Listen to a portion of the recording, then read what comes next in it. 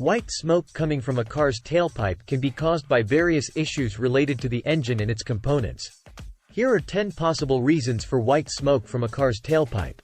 Coolant leak. The most common reason for white smoke is a coolant leak into the combustion chamber.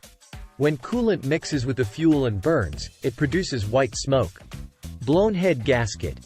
A blown head gasket can allow coolant to enter the cylinders, leading to the emission of white smoke from the exhaust. Cracked cylinder head.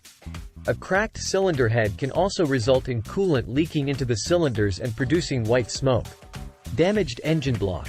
A damaged engine block can cause coolant to mix with the combustion chamber gases, leading to white smoke. Cold weather. In colder temperatures, it's normal to see white smoke at startup, which is the result of condensation in the exhaust system. It should disappear once the engine warms up.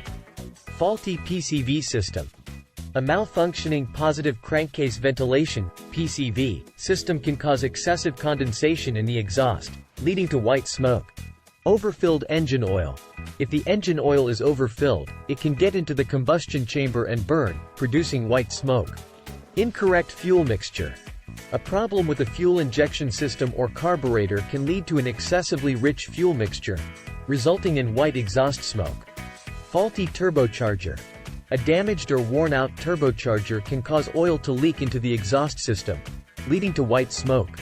Incorrect timing. Incorrect ignition timing can cause incomplete combustion, leading to white smoke emission from the tailpipe. It's crucial to diagnose the exact cause of white smoke to address the issue properly. If you observe persistent white smoke from your car's tailpipe, consult a qualified mechanic for a thorough inspection and necessary repairs. Ignoring the problem can lead to more severe engine damage and potential safety hazards.